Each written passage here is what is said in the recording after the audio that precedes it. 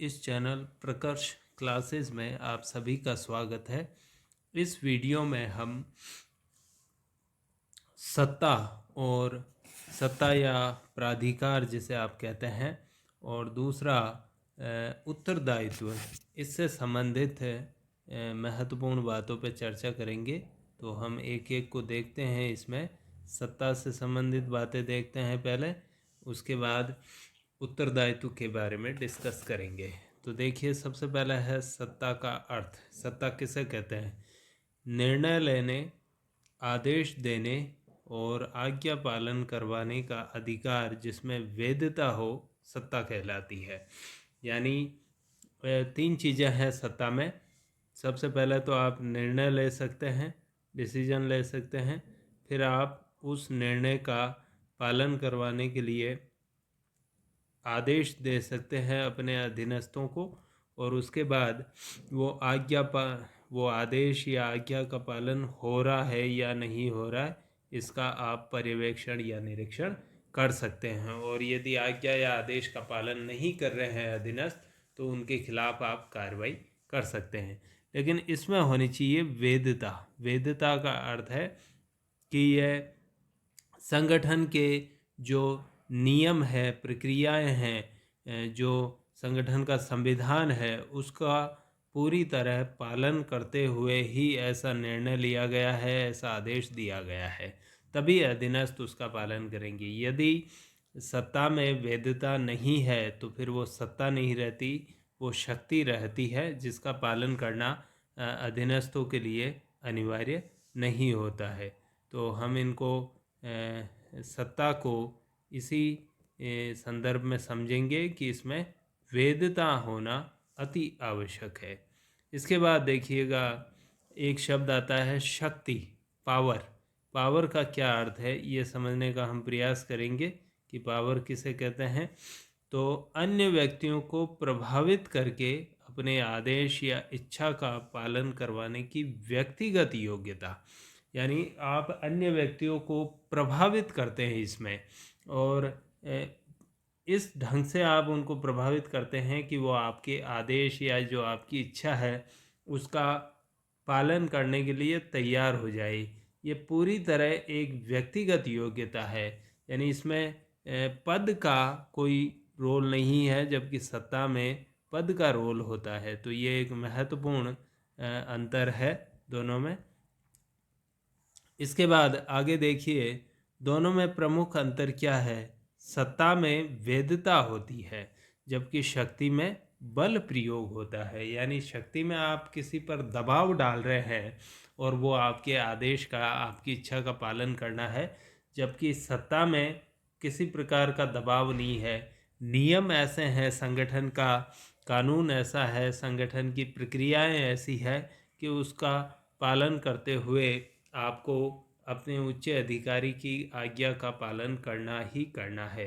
तो आप नियमों से बंधे हैं, आप कानून से बंधे हैं, इसलिए पालन कर रहे हैं, तो फिर वो सत्ता है। लेकिन आप किसी के डर से, किसी के दबाव में आप पालन कर रहे हैं, तो फिर वो बल प्रयोग यानी शक्ति है। तो दोनों में अंतर, महत्वपूर्ण अंतर यही है कि सत्ता में वैधता होती है, जबकि शक्ति में बल प्रयोग होता है। सत्ता की आवश्यकता, अब महत्वपूर्ण चीज़ है कि सत्ता क्यों चाहिए। तो सत्ता की आवश्यकता मिलेट के अनुसार, मिलेट एक विद्वान हुए, मिलेट के अनुसार 4 क्षेत्रों में अपने कार्यों का समुचित निर्वहन करने के लिए एक प्राधिकारी को सत्ता की आवश्यकता होती है। 4 काम करने होते हैं एक प्राधिकारी यानी एक अधिकारी को, इसलिए उसके पास सत्ता होना जरूरी है। अब वो 4 काम कौन से हैं, हम देखते हैं इन चारों कामों को।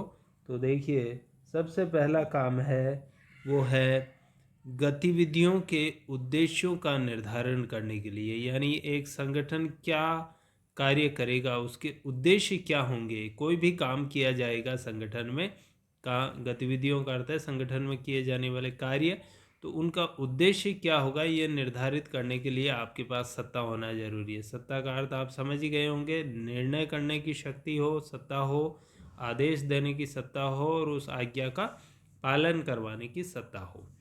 इसके बाद दूसरा लिखा है, संगठन की संरचना के निर्माण के लिए, एक संगठन का आपको निर्माण करना है, उसका स्ट्रक्चर बनाना है, तो आपके पास सत्ता होनी चाहिए।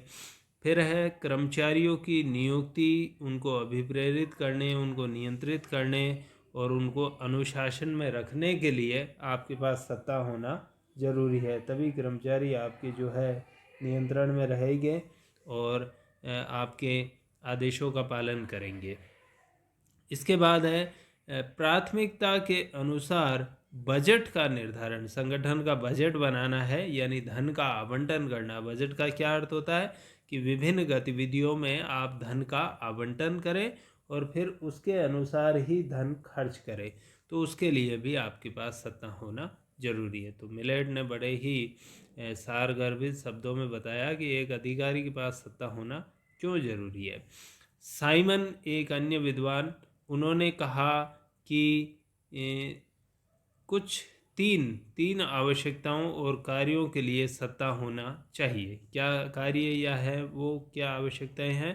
पहला तो आप निर्णय कर सके, दूसरा आप कर्मचारियों की गतिविधियों में समन्वय स्थापित कर सके, और तीसरा है उत्तरदायित्व की भावना उत्पन्न करने के लिए। ये तीन कार्य, उनमें रेस्पॉन्सिबिलिटी की भावना उत्पन्न हो। रेस्पॉन्सिबिलिटी का अर्थ हम आगे समझेंगे, लेकिन वो भावना उनमें तब उत्पन्न होगी जब उच्च अधिकारी सत्ता का प्रयोग करेगा। तो तीन चीज़ें हैं डिसीजन मेकिंग के लिए। आपको निर्णय करना है तो आपके पास सत्ता, अथॉरिटी होनी चाहिए। फिर आप अपने कर्मचारी जो अधीनस्थ है उनकी गतिविधियों में समन्वय करना चाहते हैं। समन्वय का मतलब है एक रूपता लाना, वो अपनी गतिविधियां इस ढंग से करें कि संगठन के उद्देश्य प्राप्त हो, तो एक दिशा में वो बढ़े, इसको कहते हैं समन्वय। हम समन्वय का अर्थ समझ चुके हैं पहले, आगे और आएगा समन्वय पे। चलिए, अब है कि सत्ता के स्रोत, एक अधिकारी को सत्ता मिलेगी कहाँ से? पहला तो है कानून, संविधान, नियम, न्यायिक निर्णय, यानी देश का जो संविधान है वो सत्ता देता है। जैसे प्रधानमंत्री की हम बात करें, प्रधानमंत्री देश का सर्वोच्च कार्यकारी अधिकारी है, उसको सत्ता कहाँ से प्राप्त हो रही है? देश के संविधान से, देश के कानून से। मंत्रियों को सत्ता कहाँ से प्राप्त हो रही है? देश के संविधान से, देश के कानून से। इसी प्रकार कोई संगठन छोटा है तो उसके लिए नियम बने होते हैं उस संगठन के लिए। जैसे मान लीजिए डीजीपी, पुलिस मुख्यालय, उसमें डीजीपी जो है उसका मुख्य कार्यकारी अधिकारी है, हेड है उस डिपार्टमेंट का, पुलिस का। तो उसको सत्ता कहाँ से प्राप्त हो रही है? नियमों से। जो पुलिस के नियम बने हैं उसमें कहा गया है कि डीजीपी के क्या क्या अधिकार या सत्ता होगी। उसके बाद न्यायिक निर्णय, कई बार न्यायालय भी तय कर देता है कि आपको ये कार्य करना है। किसी अधिकारी को आदेश दे देता है कि ये कार्य करना है, तो फिर आपको सत्ता वहाँ से भी प्राप्त हो जाती है। फिर है परंपरा। दूसरा है संगठन की कुछ प्रथाएं, नियम होते हैं, काम करने की आदतें होती है। तो संगठन में पहले से ही कुछ चीज़ें बनी होती है, लिखित में नहीं होता है, पर संगठन की जो परंपराएं हैं, या कई बार लिखित में भी हो सकता है नियम जैसे, तो उसके अनुसार जो व्यक्ति उस संगठन में उस पद पे आता है तो उसको सत्ता अपने आप ही प्राप्त हो जाती है। ये यहाँ 4 लिख दिया है, 3 ही लिखे इसको। उच्च अधिकारी द्वारा अधीनस्थों के पक्ष में प्रत्यायोजन, ये महत्वपूर्ण है कि एक नीचे के अधिकारी को एक ऊंचा अधिकारी जो होता है वो अपनी सत्ता डेलीगेट कर देता है, प्रत्यायोजित कर देता है। जैसे मान लीजिए ये डीआईजी जो है ये एसपी को कह दे कि आप ये काम कीजिए, ये काम वास्तव में डीआईजी को करना है, लेकिन डीआईजी जो है उसको कह दे, तो ये प्रत्यायोजन हो गया। तो काम सौंप देता है, काम के साथ फिर उस काम से संबंधित जो सत्ता है, प्राधिकार है, अथॉरिटी है, वो भी सौंप देता है, तो ये प्रत्यायोजन हो गया। प्रत्यायोजन के ऊपर आगे हम पूरा कंप्लीट वीडियो पढ़ेंगे। फिलहाल आप इतना ही समझे कि उच्च अधिकारी द्वारा अपने अधीनस्थों को सत्ता, कार्य सौंप देना प्रत्यायोजन कहलाता है। तो इस प्रकार सत्ता के स्रोत हो गए, एक तो देश का कानून, संविधान, दूसरा है संगठन की प्रथाएं, नियम इत्यादि, और तीसरा है प्रत्यायोजन। इसके बाद आइए सत्ता के स्रोत संबंधी विचारधाराएं। कुछ विचारधाराएं बनाई गई है सत्ता के स्रोत संबंधी कि सत्ता कहाँ से प्राप्त हो रही है। तो उस संबंध में कुछ जो है थ्योरीज है। पहला है औपचारिक सत्ता विचारधारा। औपचारिक सत्ता विचारधारा, सत्ता का मुख्य स्रोत क्या है? संविधान है, जिसमें सत्ता का हस्तांतरण सामाजिक संस्थाओं या विधायिकाओं और फिर व्यक्तिगत प्रबंधकों को होता है, जैसे राष्ट्रपति, प्रधानमंत्री, सचिव, जिला कलेक्टर आदि तक होता है। सिंपल है बिल्कुल। देखिए इसको, पहला है देश का संविधान। देश का संविधान सत्ता देता है हमारी विधायिका में। विधायिका यानी हमारे देश की संसद। संसद को सत्ता सौंपता है, लेकिन संसद उस सत्ता का उपयोग नहीं करती है, बल्कि उस सत्ता का उपयोग करता है राष्ट्रपति, प्रधानमंत्री, फिर प्रधानमंत्री से सत्ता चली जाती है सचिवों तक, फिर जिला कलेक्टर तक। तो ऊपर से नीचे सत्ता आ रही है। जो संसद की एक्चुअली सत्ता है वो आई आपके राष्ट्रपति में।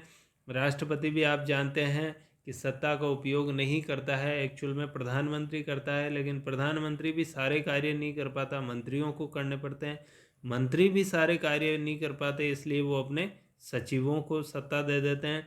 सचिव भी हर मंत्रालय का या विभाग का सचिव भी पूरा कार्य नहीं कर पाता है, और वो जिला कलेक्टर को सत्ता दे देता है। जिला कलेक्टर नहीं कर पाता तो एसडीएम, फिर नीचे तहसीलदार, पटवारी तक।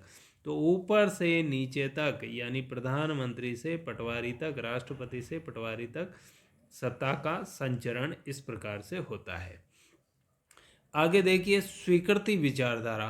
स्वीकृति विचारधारा एक अलग है कि सत्ता का वास्तविक स्रोत अधीनस्थ है, यानी सत्ता देखिए जहाँ औपचारिक विचारधारा कह रही है सत्ता ऊपर से नीचे चल रही है, यानी पहले प्रधानमंत्री संसद के पास थी, वहाँ से राष्ट्रपति, फिर प्रधानमंत्री, फिर मंत्री, फिर सचिव, कलेक्टर इत्यादि। लेकिन ये ऐसा नहीं मानता, ये कहता है नहीं, सत्ता वास्तव में नीचे से ऊपर चलती है। बिल्कुल उल्टा है, क्योंकि नीचे जो काम करने वाले अधीनस्थ है और जिन पर सत्ता का प्रयोग किया जाता है, वो ऐसे प्रयोग की स्वीकृति देते हैं। वो कहते हैं कि हम आपके आदेशों का पालन करेंगे, इसलिए सत्ता है। यदि वो कहता है कि हम तुम्हारे आदेश का पालन नहीं करेंगे, तो फिर सत्ता है ही नहीं, सत्ता का कोई महत्व नहीं है। साइमन और बनार्ड कीजिए इसको, बनार्ड, दो जो बड़े विचारक हैं, ये स्वीकृति विचारधारा के बड़े समर्थक हैं। इन्होंने कहा कि सत्ता ऊपर से नीचे नहीं चलती है, बल्कि नीचे से ऊपर जाती है। यानी नीचे काम करने वाले लोग उच्च अधिकारी को कहते हैं कि आप जो भी आदेश देंगे उसका पालन हम करेंगे, और इसलिए उसमें आदेश में सत्ता आ जाती है। लेकिन यदि वो कहते हैं कि हम तुम्हारे आदेशों का पालन नहीं करेंगे, विद्रोह कर दे, बगावत कर दे, तो फिर सत्ता अपने आप ही समाप्त हो गई, फिर वो आदेश दिया न दिया बराबर है। इसलिए कहा गया कि नीचे से स्वीकृति मिलती है। स्वीकृति कितनी होगी ये तटस्थता के क्षेत्र और स्वीकृति के क्षेत्र पर निर्भर करता है। ये जो है तटस्थता का क्षेत्र अवधारणा बनार्ड ने प्रतिपादित की है, और स्वीकृति के क्षेत्र की अवधारणा साइमन ने प्रतिपादित की है। तो इसको आप ध्यान में रखें। यह जो है दो कंसेप्ट है, ये कहना चाहते हैं कि जो वही आदेश देना चाहिए जिसको अधीनस्थ स्वीकार कर ले, यानी सहर्ष स्वीकार कर ले, जिसके लिए वो तैयार रहें। बिल्कुल ऐसे आदेश नहीं देने चाहिए कि अधीनस्थ उसको स्वीकार ही न करे। तो इसलिए यदि आदेश इस तटस्थता के क्षेत्र या स्वीकृति के क्षेत्र में, यानी अधीनस्थ जिसको स्वीकार करेंगे उस क्षेत्र में पढ़ते हैं तो स्वीकार हो जाएगा, और अन्यथा स्वीकार नहीं होगा। आगे देखिए सक्षमता विचारधारा, तीसरी विचारधारा।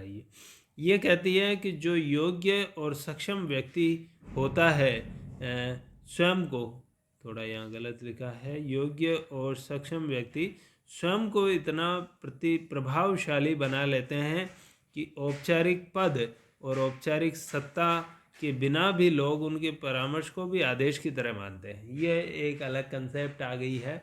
वो ये कह रहे हैं सक्षमता, कुछ लोग इतने योग्य और सक्षम होते हैं और ख़ुद को इतना सक्षम बना लेते हैं कि वो उनके पास कोई पद नहीं है, औपचारिक पद भी नहीं है, औपचारिक सत्ता भी नहीं है, यानी वो न तो कोई प्रधानमंत्री है, मंत्री है या सचिव है, कुछ भी नहीं है, लेकिन फिर भी लोग जो है उनके परामर्श ही देते हैं, वो केवल आदेश भी नहीं देते हैं। ये कहते हैं कि ये कर लीजिए तो ठीक रहेगा, ये कर लीजिए तो ठीक रहेगा, फिर भी लोग उनके परामर्श को भी ऐसा मानते हैं जैसे आदेश हो। जैसे मान लीजिए हमारे जो धर्म गुरु हैं उनकी सत्ता इसी प्रकार की है। वो उनकी जो है परामर्श को ही लोग जो है आदेश की तरह स्वीकार करते हैं और उसका पालन करते हैं। स्थितिगत विचारधारा यह है कि सत्ता पद के साथ होती है, यानी जो पोस्ट होती है उसमें सत्ता है, ये कहना चाहती है। जैसे प्रधानमंत्री की पोस्ट है, या समझिए किसी सेक्रेटरी की पोस्ट है, सचिव की पोस्ट है, या फिर जिला कलेक्टर की पोस्ट है। तो ये कह रहे हैं कि सत्ता वास्तव में उस पोस्ट में है, पद में है। तो जो व्यक्ति उस पद को प्राप्त करता है, जो व्यक्ति उस पद पर बैठता है, उससे सत्ता स्वतः स्वतः हो गया, ये स्वतः ही प्राप्त हो जाती है।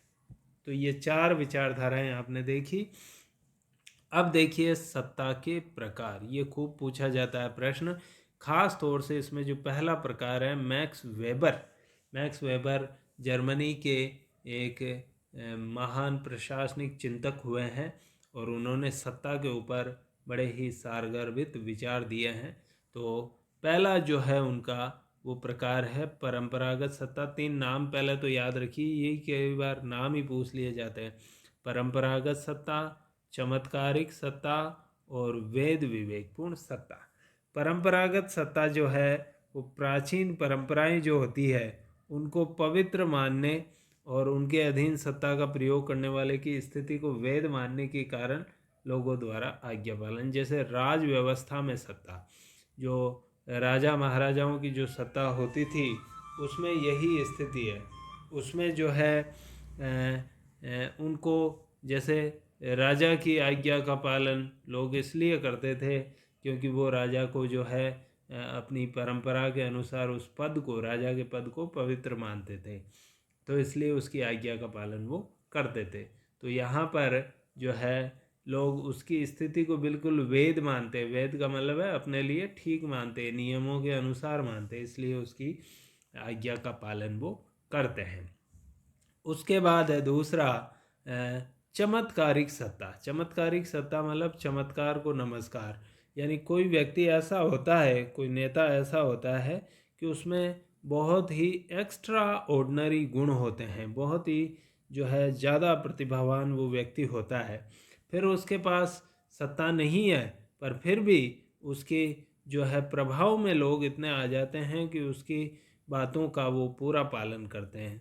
तो नेता के चरित्र, व्यक्तित्व और गुणों में आस्था होने से और उसके जादुई प्रभाव में उसके आदेशों का पालन करना, यानी उसके चरित्र इतना उन्नत होता है, उसका व्यक्तित्व, पर्सनालिटी बहुत मजबूत होती है, उसमें कई गुण होते हैं, उसका प्रभाव बहुत ही मैजिकल होता है, जादुई प्रभाव होता है।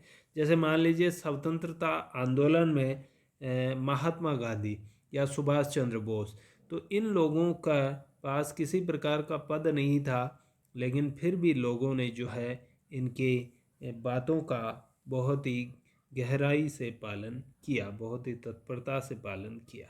तो यह है चमत्कारिक सत्ता। उसके बाद है वेद विवेकपूर्ण सत्ता। वेद विवेकपूर्ण सत्ता यानी जो नियम कानून के अनुसार है, तो नियम कानून से जो सत्ता प्राप्त होती है वो वेद विवेकपूर्ण सत्ता है। यानी जो परंपराएं, लोग परंपराओं को, जैसे ब्रिटेन की बात करें, ब्रिटेन में आज भी राजा जो है या सम्राट जो है या महारानी जो है उसके आदेशों का लोग पालन करते हैं। हालांकि वहाँ प्रधानमंत्री है, लोकतंत्र है, फिर भी उसके सम्राट के, क्योंकि वो मानते हैं कि राजा या सम्राट या साम्राज्ञी उनके देश के लिए ठीक है। लेकिन कानून, नियमों या संविधान जो से जो सत्ता प्राप्त होती है उसको वेद विवेकपूर्ण सत्ता कहते हैं, और इसके अधीन सत्ता प्रयोग करने वाले को वेद विवेकपूर्ण मानने के कारण लोगों द्वारा उनके आदेशों का पालन करना। जैसे भारत में प्रधानमंत्री की सत्ता किस कैटेगरी में आएगी? वेद विवेकपूर्ण, क्योंकि यह संविधान से, कानून से प्राप्त हो रही है। वेबर ने इसको ही सर्वश्रेष्ठ माना है। और आधुनिक जो सरकारें हैं, जो भी आज लोकतांत्रिक देशों की सरकारें हैं, उनकी जो सत्ता है वो सारी की सारी कौन सी है? वेद विवेकपूर्ण। इसके बाद एक और विद्वान हुए हैं अमिताई एडजियोनी ने जो है 3 प्रकार की सत्ता बताई है। बल युक्त सत्ता, आदर्शात्मक सत्ता और पुरस्कार सत्ता। तो बलयुक्त सत्ता यानी जैसे डरा के धमका के, और पुरस्कार सत्ता इसकी बिल्कुल विपरीत है, यानी पुरस्कार के लालच में लोग आदेश का पालन करते हैं कि हमें पुरस्कार प्राप्त होगा, कोई पद प्राप्त होगा, ठीक है। और आदर्शात्मक सत्ता ये बिल्कुल वेद विवेकपूर्ण सत्ता की तरह ही है एडजियोनी की। तो इस प्रकार से इनके केवल नाम याद रखें आप, बलयुक्त, आदर्शात्मक और पुरस्कार सत्ता। साइमन ने भी सत्ता के प्रकार बताए हैं कुछ। विश्वास की सत्ता, एकरूपता की सत्ता, वैधानिक सत्ता और दबाव की सत्ता। तो ये केवल आप नाम याद रख लें तो पर्याप्त है। कुछ न कुछ इनमें वेद मिलते जुलते ही हैं। बड़ा जो विभाजन है वो मैक्स वेबर का ही है, सबसे महत्वपूर्ण इसी को याद रखें और इनकी परिभाषाएं याद रखें। और आप देखेंगे कि बाकी लोगों की जो सत्ता है, वर्गीकरण है, वो कहीं न कहीं मैक्स वेबर से मिलता जुलता है। जैसे दबाव की सत्ता वही डर के माध्यम से आपसे काम करवाएं। विश्वास की सत्ता बिल्कुल चमत्कारिक सत्ता जैसी ही आ गई, लोगों को विश्वास है किसी व्यक्ति पर कि वो कभी गलत नहीं हो सकता, इसलिए उसके आदेशों का पालन करते हैं। वैधानिक सत्ता वेद विवेकपूर्ण सत्ता की तरह आ गई। तो इस प्रकार से साइमन एडजियोनी के भी प्रकार हैं, इनकी केवल आप नाम याद रख लें तो पर्याप्त है। लेकिन वेबर के जो प्रकार हैं इनकी पूरी परिभाषा उदाहरण सहित आप याद रखें, इन पर प्रश्न पूछे जाते हैं। कुछ अन्य आधार भी हैं, लेकिन इस वीडियो में हम इतना ही रखेंगे और अगले वीडियो में कुछ अन्य आधारों पे भी चर्चा करेंगे। उम्मीद करता हूँ ये वीडियो आपको पसंद आया होगा, अच्छा लगा होगा। तो प्लीज़ इसे लाइक ज़रूर कीजिए और चैनल को सब्सक्राइब करना बिल्कुल ना भूलें, और ज़्यादा से ज़्यादा लोगों तक इस वीडियो को आप शेयर कीजिए। धन्यवाद।